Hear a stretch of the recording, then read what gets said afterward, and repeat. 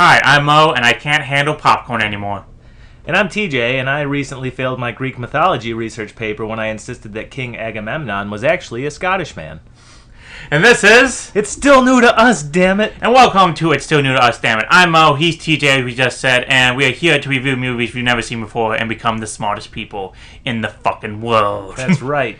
Yeah. Take that, Jeremy.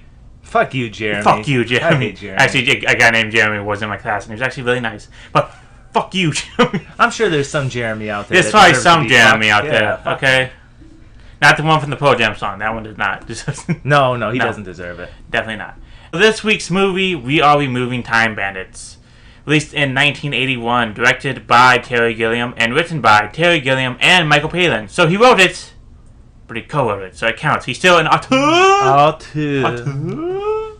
This one has a lot of people in it, folks. It stars John Cleese, Life of Brian, Rat Race, Sean Connery, Goldfinger, Zardoz, Shelley Duvall, The Shining, Suburban Commando, Catherine Helmond, Soap, the TV show, and Cars 2, The Bad Cars, Ian Holm, Alien and From Hell, Michael Palin, A Fist Called Wanda, and the sequel, Fierce Creatures. There was a sequel? The so-called sequel. It's like a spiritual sequel, if you call it that, yeah.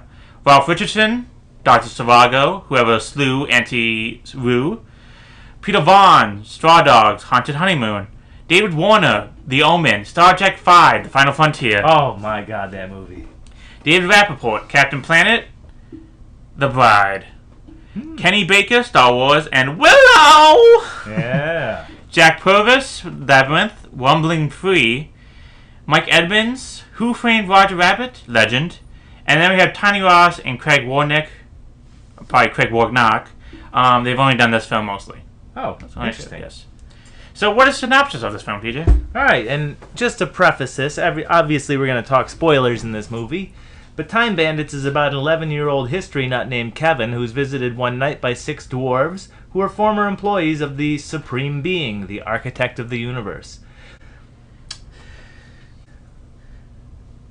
These dwarves have borrowed the Supreme Being's map of the universe, which pinpoints tears in time and space through which the dwarves travel to different eras in order to accumulate unimaginable riches. Kevin is abruptly swept along in their mission, and he soon finds himself gleefully encountering the likes of Napoleon, Robin Hood, and King Agamemnon.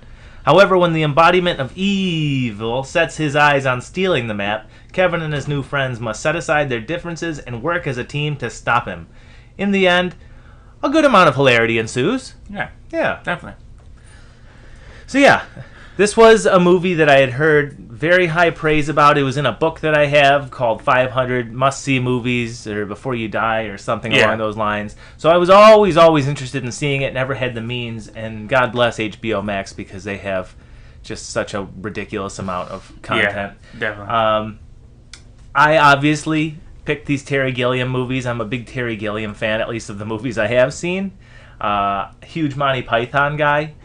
And I will say, immediately, this and Baron Munchausen, they have that Monty Python look. Yeah. They have slightly more budget, I think. But everything looks homemade, handmade, and I love that about these movies. Definitely. Okay, yeah. The budget of this movie is $5 million, so way less more than Baron Munchausen, but that was the whole other story. Way less? Way less. It's $5, but the budget for that was like $46 million. Was this his first direct? I think he did Jabberwockies. I think he directed Jabberwockies, then he made this one. Okay. I believe so. I'm not sure exactly. But yeah, it's at a $5 million budget compared to others movies, which is way more. Yeah, I've heard of this movie from the ending, of course. Like, because I saw the ending on a YouTube clip once, and I was like, what is this? And the firefighter scene? The firefighter scene and like the very last scene of the movie where the parents explode. Yeah, and the firefighters drive off. Yeah, the firefighters drive off. Yeah, that was that's great. It. Yeah. Yeah, so I know that from this movie. So I haven't heard like really the amount of praise that you've heard about this movie. I watched it, and I would say, like, I'm going to say this now, this is probably my least favorite of the Terry Gilliam movies, because I think this is just not really his beginning, but this is like just how much stuff he can do with like the budget, because this is only $5 million. It doesn't really show though, but you can tell from the other Terry Gilliam films it does show. Sure. I mean, there is a charm to the, I don't want to say cheapness, because everything Monty Python did, it was never high budget. No. They had to use the coconuts in the Holy Grail because they couldn't afford horses, and it worked. It helped them out. There are these wonderful scenes in all of their movies, it seems like, where you have this wide shot of this large expanse of land, like the Agamemnon fighting the beast, for instance, in this movie. It's this wide shot of the desert, and it's just those two and then Kevin. Mm-hmm. You have these... It kind of has a grand feeling, but also... Or a grand feeling, it's hard to describe. This grand feeling, but on a low budget. Yeah. And for some reason it works for me. It's a charm to it. Yeah. I do believe there's some charm to it. I did like this film. I'm just saying, like, out of the three we watched, I say this is probably my least. I think it would go... That's understandable. It would go, like, Munchausen, then it would go... Fisher King, and then this one. That's understandable. I mean, honestly, as long as you're not going to say it's an outright bad movie, I have my gripes with it, but I really enjoy it. Yeah. I'd say there are some slow parts. I think that's a major majority of what people had with it. Yes. Yes. You can cut 20 minutes off this movie. But the individual scenes, for the most part, are delightful. It's got that Munchausen art style to it, the Terry Gilliam art style, which is always fantastic to look at, in my opinion.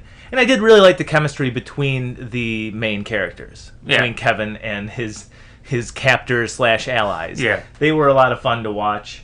There were just so many little individual things that I liked. Obviously, seeing Kenny Baker outside of an R2-D2 canister was a lot of fun. I really liked the leader of the group, Randall, especially his line. Yeah, David Rappaport, Yeah, David Rappaport's character. I especially loved his line when he's arguing with one of his cohorts, and he said, "We agreed on no leader, so shut up and do as I say." I really enjoyed that line. Yeah, so the dwarves are supposed to be based off this Monty Python. Let's see here. Fidget the Nice One is Michael Palin. Randall, the sub-appointed leader, is John Cleese. Strutter, the acerbic one, I don't know what that means. Wait, the what? Acerbic one, Acerbic. Oh, acerbic. Acerbic one is Eric Idle. Og, the quiet one, is Graham Chapman. Wally, the noisy rebel, is Terry Jones. And Vermin, the nasty, filth-loving one, is Terry Gilliam. That's funny. Yeah. I didn't even know that they were based off of them. That's really funny, though. Vermin's the one that he eats a rat at one point. Yeah. He tries eating. He's eating the candles when they're at dinner with Napoleon. Mm-hmm. Oh, that's funny. Mm-hmm. That is funny. So, which Pythons did we have in this? Obviously, we had Palin. We had, I don't know if Terry Gilliam did a cameo in this. Is he one of those guys that does small cameos in movies like Martin Scorsese or? I don't know. I don't think so. Because even in the Python movies, he was the guy that banged. He was Patsy, the guy that banged the coconuts together in Holy Grail. I think it was only John Cleese and Michael Palin because the last Terry Gilliam film we did, Ben Munchausen, Eric Idle said I should have never been, like, he knows not to be in Terry Gilliam movies, but he did it this once and it was a nightmare. Why did he say that? Because, like, did we go over that? Yeah, we did. Because I don't know. I guess he was his friend. Because I guess he just wanted to be in a movie, and it was just like Terry Gilliam was like, "Want to be in my movie?" He knows what he's like, but he's just like, "I'll do it anyway." I think that's that friend thing. So it was a professional thing, not a personal. Maybe I don't know. Animosity, I hope. Yeah. Yeah. But maybe you heard from like Michael Palin and like John Cleese, like, no, he's fine. It's not that bad. And then he goes on to a Terry Gilliam set, and he's just like, "This is a fucking disaster." This is a nightmare. Maybe honestly, auteurs can be tough to work with. Maybe some people can handle Terry Gilliam's antics in the Monty Python, other people can't. So maybe. Yeah. Well, you know what? They produce some great works together. So obviously Michael Palin can, because he's been in like a lot of Terry Gilliam stuff. Very true.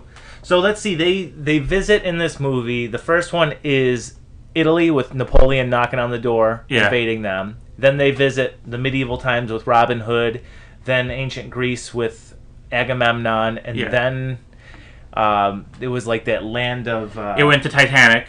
And then they went to the, what's it called? The Island of Legends or Land of Legends? Time of Legends. Time of Legends. Yeah. And then they face off against evil. Yeah. Which to you was the most memorable? I said the Battle Against Evil. That was like the most Terry Gilliam of all the movie. Yeah, it was. Yeah. Great practical effects too. I like when they make evil into clearly like he's like a carnival ride when all the cowboys lasso him up and he starts spinning around. I like the pincushion one. Oh, with the arrows, that where he turns into a giant. He definitely turns into a giant pincushion, and it's like. Yeah, that was good too. Yeah. Of the historical ones, did any of them stick out to you? The three? I would say the most boring one would have to be King Agamemnon with Sean Connery. I couldn't believe I felt the same way. Yeah. Nothing really happened doing it. Like, Not really. It wasn't like the humor of like the Robin Hood one because you had John Cleese and Michael Palin. Michael Palin And Shelley Duvall played great roles were in this. good. They were great. As Recurring roles. Recurring roles are like the two lovers who always... Her name was Pansy. I don't remember his, but Yeah. yes, they were funny. And he always has some kind of thing about him. Yeah. The one with the hair. The other one was... he had something on his nose. Yeah, something on his nose. And then they don't specify in the Robin Hood one. He just says, "Can you still love me even with..." Or she asks, like, "Do you still have that problem?" Oh, no, it's been taken care of. His name was Vincent. That was his name. Vincent. Okay. Vincent and Pansy. Yes. Vincent and Pansy. Yeah. On John Cleese, I did not expect that of Robin Hood at all. It was just like, oh, we get to the poor, and he treats everybody so kindly. That was funny, yeah. And all the other friends are just assholes. And But yeah, it's exactly his cohorts. They're Yeah. like punching these poor people after Yeah. they give them the riches. But that scene was funny to see the bandits so welcome to the camp, and oh, we have to give this to the poor. They're like look at them. They're just like us, except they have nothing. Cleese was funny. I couldn't believe he got top billing. I think I don't know like the relationship with the Monty Python guys, but my guess, I don't know, maybe they do know how Terragilliam is, and they're like, okay, if I'm in this, I gotta get top billing. Or maybe it's the studio. But what does that do for them? It was probably a studio thing. It was a studio thing. Because like, the we got studio, John Cleese, Sean Connery, Shelley Duvall, all these top people. You put them in the top, people are gonna like, oh, I'm gonna see this, especially in 1981. And together they're there for a combined 8 minutes. Yeah. Now, don't get me wrong, they were fun to watch. Again, as much as I love John Cleese, I wish he had been in it a little more. He was great, and as much as I like Sean Connery, his character was so... I mean, and I shouldn't expect much more, but I guess he was very one-dimensional. He's just this really great guy that Kevin takes a liking to, and he, There was no conflict in that scene, was there? Not really. There was a line when there was the Agamemnon... Beast, and then Right. that was mostly Kevin helping defeat him. Then it was just like, oh, Kevin's going to be raised by this guy, but Yeah. then the dwarves came back in, and then they kind of Stole Kevin back. Yeah. What irritated me about that scene, though, is they had a great line of dialogue that Agamemnon tells one of his people of his court or whatever, says, "Inform the queen that I'm still the one that is in charge here." And so I was like thinking, oh, there's going to be some kind of usurping. Because I saw like the queen was getting kind of jealous, and it's like, yeah. Yep. And I even later on tried to research Agamemnon's wife in Greek mythology, because from what I understand, he wasn't actually a real person. I think he was a maybe he was a real person, but there's mythological stories about him. Could be. I couldn't find anything on Wikipedia immediately about his wife, and I probably to be honest, didn't look too hard. Yeah, this is all half-assed internet research, so yeah. Yeah, I mean, we're not historians, okay? We're film critics, so suck it, Jeremy. Oh, I actually found a fact. Hold on. Agamemnon's wife glares at him and sentences her 3 courtiers to execution. This is a reference to Greek mythology in which Agamemnon and Clytemnestra hated each other, and the marriage ended in murder. She murdered him? Yeah, I guess so. Oh, that makes more sense. Maybe. Clytemnestra. Clemenstra. Sure. Yeah, I think that's what it's Clemenstra. called. Yeah. That works. Okay. If you know anything about Greek mythology, feel free to... Yeah, this is based off of IMDb trivia, so... Oh, I don't wonderful. Yeah, I didn't look very hard. No. But I was curious. I was hoping for some kind of payoff to that. Yeah. But we didn't get one. I will say, though, the scene that the dwarves kidnap Kevin back, I did enjoy. Yeah. When they put on the performance and then they take everyone's riches and then disappear act. Yeah. I thought that was pretty funny. But of the 3 historical timelines that they go to visit, I guess I would say my favorite probably was with Napoleon. I did think the joke went on a little long, but it was very funny watching him drunkenly list off great conquerors of the past and how tall they were, because he was so fixated. And Ian Holm's great, obviously. But him getting fixated on how short Alexander the Great was, or Attila the Hun, like, that was pretty funny. Yeah. I love when he fired all his generals and replaced them with the dwarves, and all the generals are just standing outside in the cold. Because then they no longer have their coats. No. That was funny, though. Again, I think you could have cut most of the scenes in this movie down by at least 3-4 minutes and trimmed a good amount of time off this movie, and it would have made it tighter. But yes, I do think at least it crescendos. It doesn't, things get more and more interesting as the movie goes along, and the final fight with evil is pretty good. Yeah, I love all the practical effects, and I love how they're so cheeky about they know what they're dealing with. Like when evil eviscerates some of his henchmen, it literally just negatives, this like the color back and forth from, you know what I mean? Like, it's such shitty special effects, and they revel in it. Yeah. I love when Evil does that. He just like kills him. Like, yeah. What was the first one he killed? It was so funny. It was just like, the henchman that says because Evil talks shit about the Supreme Being, and the henchman goes, "Well, he made you, didn't he, Master?" Yeah. And he says, "What did you say?" "Well, he made you, so how can he be flawed?" And then he eviscerates him. That was funny. Yeah. No, and David Warner's always great. Yeah. One thing about these movies we've been watching, I love how all the directors are non bullshit. They're like, we're gonna get people are going to explode. They're gonna get shot in the face. You're gonna see it. And yeah. And it's usually just out of nowhere too. Yeah. I'll never forget that Fisher King scene when he has the flashback to his wife dying, and it's just fucking brutal. Mm-hmm. It's something. It's a style of Terry Gilliam's that I don't really quite know how to describe, articulate. What did you think of Kevin's parents? Well, obviously, okay, so, like, all Terry Gilliam movies, they have a theme to them. This one's definitely about commercialism and materialism, of how it ruins society and how it just takes over your life. So, they were bad parents. They didn't give a shit about their son. They mostly care about what the stuff they owned. Mm-hmm. And you can tell by the last scene where they're like, what is this? And they touch the rock, which is, we forgot, if it is evil, because they forgot one piece of evil, and they just blow up. Mm-hmm. So, like, I don't know what exactly that scene means exactly. Let's see. I think I have it in my fun facts that can help me. Okay, so the producer, Dennis O'Brien, was against the ending of Kevin's parents blowing up. And Terry Gilliam had to fight for it. O'Brien only was convinced that the final ending could say after advanced screening of the movie was held for the audience full of children. The first child who asked what his favorite moment was in the movie explained the parents being blown up. Oh my god. Yeah. That's incredible. Okay, and it explains why this happens. Kevin's parents' demise at the end of the movie is their comeuppance. That's the best I can say it. Kevin's parents, who are uncaring and neglectful, died because they ignored Kevin and didn't listen to him about the toaster oven. If they had listened to him, they would still be alive. Yeah. I suppose that is literally what happened. Yeah. So I guess also the moral of this tale is to listen to kids, too. Well, I think, to listen to sense or... Yeah, common sense, and that's something these parents don't have. You mentioned that end scene when the house is on fire and they're outside the house and his parents are bickering, no, I have to run back in there and save the toaster or the juicer or whatever. They measure their success based on the materials that they have, on the appliances. It's specifically told through kitchen appliances. I believe they mention...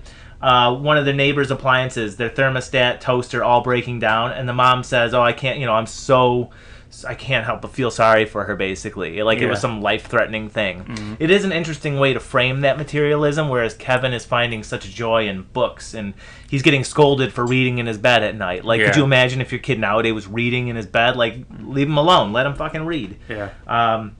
There was a couple themes like that, though, and another one that I thought was interesting was that Evil was obsessed with technology. Yeah. He wanted to rebuild the world in his image, and he said if it were up to him, he would have begun creation with lasers. He claims things like daffodils are pointless. You know what I mean? It's just the whole... I don't know if Terry Gilliam... I think he's kind of outright saying technological advances are kind of evil. Because in his next film, Brazil, it's definitely about that. Because it's all technology-run society. Listen to this guy. I've seen Brazil. Let me school you. Yes. God damn it. Yeah, because like how everybody's obsessed with beauty and like technology and stuff, and government controls technology and everything about that. So that's in his next film. So I got it on my watch list, man. I can't wait to watch it. That goes on into that. Nice. So, Okay. So it's kind of a shame we didn't watch them in order.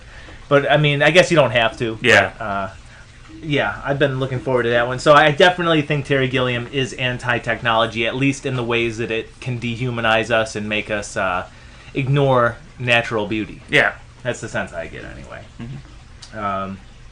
You know what's funny, too? I mentioned those three timelines. 19th century Italy, Middle Ages, ancient Greece. I totally forgot to mention Titanic, and I think it's because it is kind of a totally forgettable scene. Well, yeah, it's just kind of pointless. It's basically just them to convince Kevin to come along with them. I mean, it's basically it's basically just a setup to them to go to the dark side or go to the land of time. And there was a funny little Michael Palin, Shelley Duvall callback in that scene because they appear again as different characters, but the same characters. But immediately I knew it was the Titanic. Did you? Yeah. Yeah, you just have to. Yeah. And the reason why they go to the Time of Legends is to get the most fabulous object in the world, which is just like, it's the game show from the beginning of the movie. Correct. Yeah. So it's basically to show back again, technology it corrupts people, or like materialism, consumerism Yes, corrupts people, and then that's why they're in this trouble, is because they got swayed into getting the most fabulous object in the world. Right, and that's why the dwarves run up to it, and Kevin yells, "No, stop!" Yeah. I will say, I thought that was clever. The whole, be wary of technology message, we'll call it, was clever. Mm-hmm. One scene I really did enjoy, though, was right before that scene when they escape from their cell. Yeah. I thought that was really well done. They're hanging from these cells that are just suspended in limbo, just darkness. Yeah, probably in like a studio somewhere. There's turned on all the lights and. Right, and this is at the point where the group has kind of splintered itself. They're all fighting and bickering. Yeah. And they have to come back together, and I thought that was a really well written scene because they all they all play a part in getting out of that cell. Yeah, it really shows how like you can work together to escape anything. Like. Right. Yeah, and they don't need like special objects or anything. They just had the wit's end. They realize you got to get the rope, and then you can make it your own and escape. Yeah, which also talks about like they also talk about greed in this movie, because why are they doing all this? Why are the dwarves doing all this? Because they want money. Yeah. They want. They finally are tired of this getting like the brunt end of everything, not getting thanked for anything. So they're just going to steal everything. Mm-hmm. So greed also plays in part of consumerism and materialism. Correct. Yeah. Absolutely. And in the end, they don't have any of their riches, too. And that's kind of, I think, another funny part of it. Like, as they're traveling throughout time, they never really seem to actually carry their riches with them. Obviously, Robin Hood ends up taking most of it. Yeah. But, like, in the end of it, they don't have any of that left. And they go back to work for the Supreme Being, who has another one of my favorite lines in this movie. And I think it's a line that sums up capitalism the way that business owners kind of see it. And it's when the one dwarf, I think it was Fidget, Kenny Baker's, his daddy gets crushed by a column, and the Supreme Being comes to save them, inevitably, spoiler alert. And one of Fidget's friends says, Fidget, he's dead. And, the Supreme Being says, well, no excuse for laying off of work, and he lifts up the column and resurrects him. Yeah. I thought that was a good scene. Yeah. It kind of reminds me of the film, what was that movie I saw where they turned into horses? It's basically this film about materialism, capitalism, and the guy who runs like a gigantic company wants to turn his people into horse people so they can work longer. So it kind of reminds me of that. I've heard of that, actually. Let's see. It's like Sorry to Bother You or something. That sounds about right. Yeah, Sorry to Bother You. That's it. Yeah, Sorry to Bother You. That's that movie. Where he turns I do remember that. Oh my god. Mm-hmm. I totally forgot about that movie. Yeah. Yeah. But anyway, so yeah, that's what basically this movie is about. It's basically greed and how consumerism, materialism can ruin lives, and like, I guess what's the good message of the story? That if you work together, you can accomplish anything. I guess, but is it really that? Because they did work together and they failed. They couldn't defeat evil until the great God helped them. Well, there is definitely a Deus Ex ending to this, where the Supreme Being just comes in after everyone else has been decimated and saves the day. It's definitely kind of a cop-out ending, but I would say that the ultimate moral of the story, if you will, is that real happiness is, will come from making friends and having chemistry with them and working with them to achieve whatever goals you have. And it's not going to come from materialism. It's not going to come from kitchen appliances or from game shows or greed. Yeah. That's the way I look. It's all about having adventures with your friends, if you want to say. Like, that's what they really do. They go around and they meet historical figures, and that's what Kevin wanted the whole time. He had no interest in the riches. And this was, of the three trilogy of imagination movies, this was the one that was told through the eyes of a child, correct? Yes. Yeah, and you definitely get that sense with Kevin.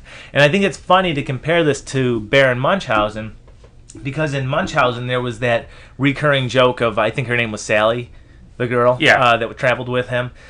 She's the one that's trying to get the Baron to keep moving, and he's just so old and checked out, and he doesn't care about saving the townspeople half the movie, even though he promised to. She's the one that has to force him to move, whereas in this one, the Time Bandits are forcing Kevin to move along, and he wants to stay and soak up the history. Yeah, he wants adventure. He's bored of his life. Yeah, correct. Yeah. Well, also fun little tidbit. You know how he had toys in this room and stuff. Mm-hmm. Basically, the reason they put those out is to show like each different time period. Like one, he has like Napoleon toys. He has like knights in shining armor and stuff like that. So it shows that. And like in the very end, when you see like the column fall down, that's because he knocked something down in his room. So Oh, interesting. Yeah. I didn't even notice that. Mm-hmm. Very nice. Yeah. What do you think of the lead actor, Kevin? Craig Warnock. He was fine. I would say on the tier list of child actors, he's above average. Yeah. He basically was, I don't know, like, the reason he chose him, Terry Gilliam, was he went to see his brother perform, and he saw him, and he just had this, like, innocent look in his eyes, and so that's probably why he chose him. Because I think he was just, I think some characters are just vehicles for people, and I think Kevin's just supposed to be a vehicle, like, the vehicle for us, maybe. Yeah, I would. No, absolutely, I would agree. So Yeah. we need an official scale for child actors. I don't want to Yeah. pick on Jake Lloyd too much, but we need like a child actor bad to child actor Yeah. good. Probably the best one we've seen is the one from Kramer vs. Kramer. Yeah, absolutely. Yeah. That was good. But yeah, we'll work on that. We'll work on that. Okay, yeah, let's go into what people actually thought about this film during their time. Okay, so I just got mostly Roger Ebert's and Siskel's. Okay, so Ebert gave it 3 stars. He gave it yes. It turns out before the 2 thumbs up and 2 thumbs down thing, they did yes or no. So he gave it a yes, a 3-star review. Siskel did not like it that much. He thought some parts of it were boring, and there was some good effects and some good scenes, but besides that, nothing much. So he did not recommend it. He gave it a no. Box office from 1981, number 1, Superman 2. Number 2, Stripes. Number 3, Cannonball Run. Number 4, For Your Eyes Only. Ooh. Number 5, The Four Seasons. Number 6, Excalibur. Number 7, History of the World Part 1. Oh, great movie. 8, Bustin' Loose, which is probably a dance movie, I'm guessing. 9 is The Great Muppet Caper. And 10 is Endless Love. Yeah. Okay. Out of the 56 films on Box Office Mojo from 1981, Time Bandits came 26 out of 56, with a box office of $42.4 million.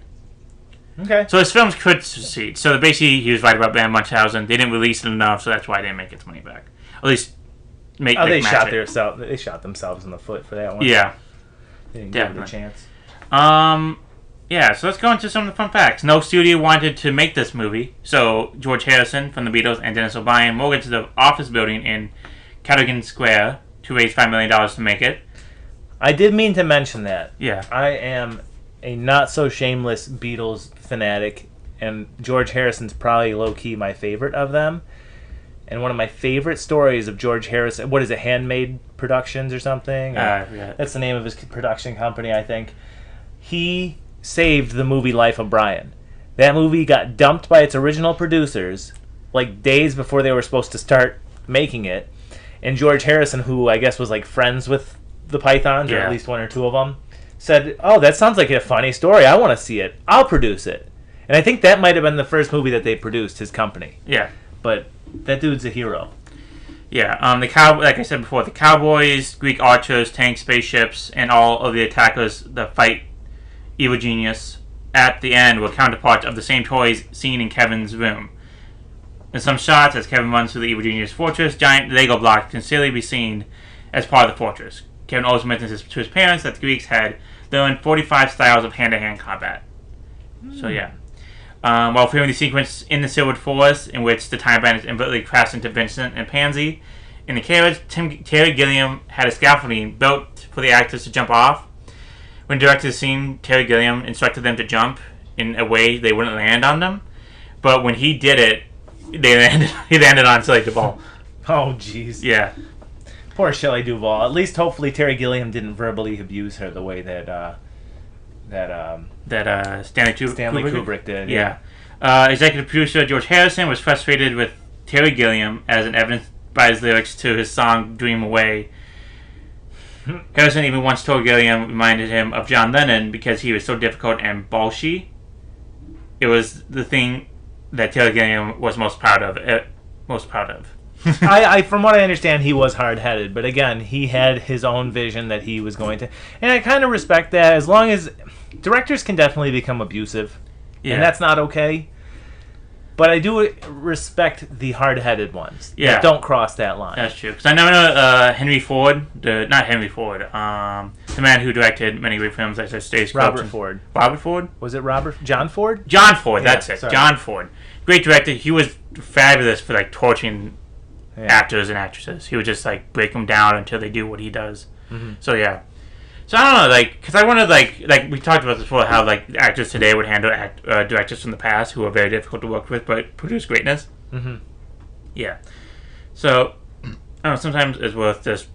I don't want to say it's worth the abuse, but sometimes they know what they're doing. I understand what you're saying. It almost the means almost justify the end result, but there is definitely a fine line there. Like obviously that scene in The Shining wouldn't be as good as it was if Kubrick didn't behave the way he was.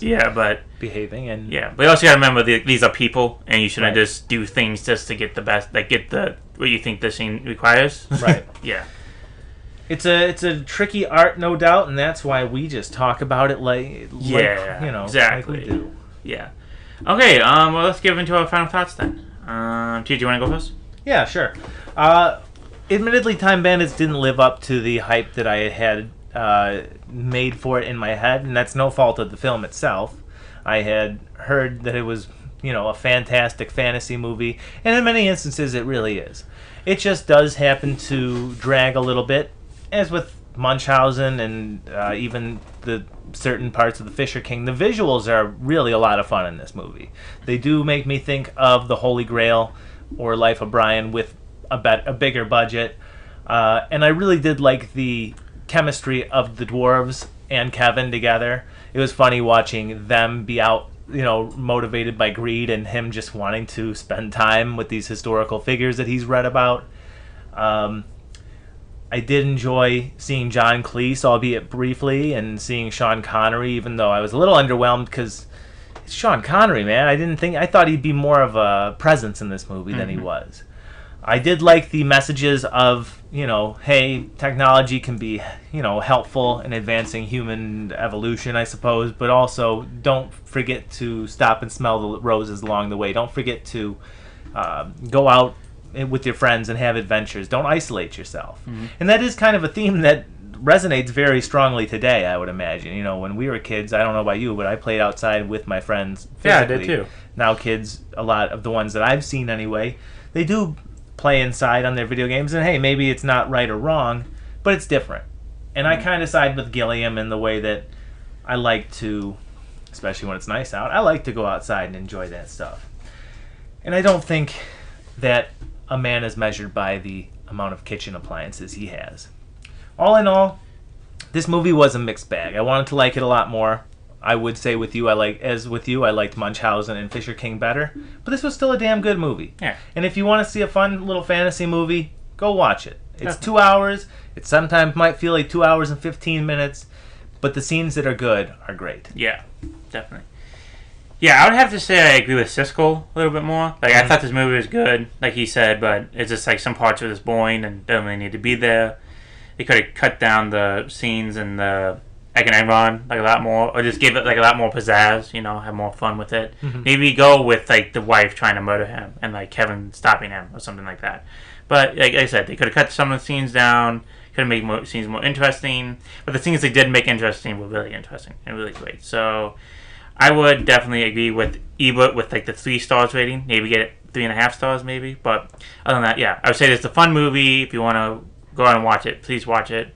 Watch it with the kids. Maybe they'll find some adventure and start doing their own adventures with them. But yeah, I would definitely recommend this movie.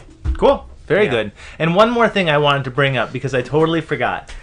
Another one of the scenes that cracked me up, and it was on the Titanic. It's when Randall's talking to Kevin about how, we still have so much money to take from these rich people on the Titanic, and he's smoking a cigar right next to Kevin. And you couldn't do this with a child actor anymore, right? He's got a heater in his left hand with Kevin right next to it. Yeah. Kevin starts coughing. He accidentally ashes on his head. I don't know why. I just thought that scene was so funny and just ridiculous. Yeah. But yeah, final thoughts. Temper your expectations. Watch Time Bandits. You might just enjoy it. Yeah. Okay then, let us go on to now our segment, which has a new title, which I find way better. It is called I Am the Table. Read. I am the table. Read. Okay, so this week's I Am the Table read, we have the screenplay I wrote in college called Crush, 3 pages long. All right. I don't know the characters in this. We have Timmy and Timmy's dad mostly. Do you want to be Timmy and I be Timmy's dad? Sure. Okay. Am I a young child? Yeah, I'm 7. Yeah, you're young. You're 7 years old. Okay, we have not rehearsed this at all. Let's see how we do it. Exterior. Timmy's front porch. Night. Fade in. Timmy, 7, shy, and sensitive boy with a heart of gold is sitting on a porch. Timmy's dad, 35, slick back hair and has a wooden pipe and a glass of scotch when he comes home. What's wrong, champ? It's a girl, Dad. Oh, a girl. Well, I have some knowledge in that department. What do you want to know? There's this girl in my class. She's so popular and cute, and I wanted to ask her out. But she comes from a big fancy family, and her dad doesn't like me because I don't come from some other big fancy family. He thinks I'm a pig boy. Don't say that, champ. You're the best guy I know. You know that what this reminds me of a story? Is it the one time I saw you watching the one time about the 2 guys wrestling that lady on the bed? What? When did you see me watching those films? Last night, I had a nightmare and walked into your room. No, it's not like those stories at all. Now, forget that you ever saw those films. It never happened. But I... It never happened. Now, the story reminds me of How I Met Your Mother. Really? How? Well, when I met your mother, I was working at a fish market scooping out the guts of dead fish. One day, this woman appeared from out of nowhere, and I just looked at her, and see what was the most beautiful thing I've ever seen. That woman was Mommy. Of course it was your mother. Are you not paying attention to the story? Now pay attention. Okay, sorry. Anyway, I saw her and asked her out, and we fell madly in love, but her father disapproved of me because I didn't come from the right family. So when I wanted to marry your mother, I asked him for her hand in marriage. He told me over his dead body. So I did the only thing I could do to marry your mother. What did you do? I murdered your grandfather. Oh. And took over his business and became a rich man. You killed Grandpa? Yes. Does Mom know? Of course. She came up with the idea. So how do you know the moral of the story, Timmy? No. Well, Timmy, always kill the ones that get in your way of what you want. So if you really want this girl, then murder her father. Oh, okay. Timmy begins to cry. Okay. Good. Now get the fuck inside. It's time for the news. Oh my god, okay. Fade out. Wow. And that was Crush. That was delightful. My grammar is terrible. That's okay. Yeah. Anyway, it is The now... writing is sizzling, though. The narrative. Yes, thank you very much. That was a high mark for me. Yeah. Incredible. It is now time to choose a very last film. I wonder what could be. What could be our last film, TJ? I don't know. I don't know. I mean, we haven't gone through anything else. Let's see. Let's spin it. And it is... Spin the sucker. Magnolia! Who would have guessed? Who would have guessed? Wow. Who would have thought? Anyway, those are our final thoughts on Time Bandits, and I hope you enjoyed them. Next week, or 2 weeks from now, Magnolia. Let's get ready for this shit. I can't wait. Cannot wait. So I'm Mo, and I just ate a bag of popcorn, and I really have to use the bathroom. And I'm TJ, and I'm going to go shit in Jeremy's pillows. Yeah. Alright, see you everybody. Let's have Robert Mitchum play us out. Bye. Bye.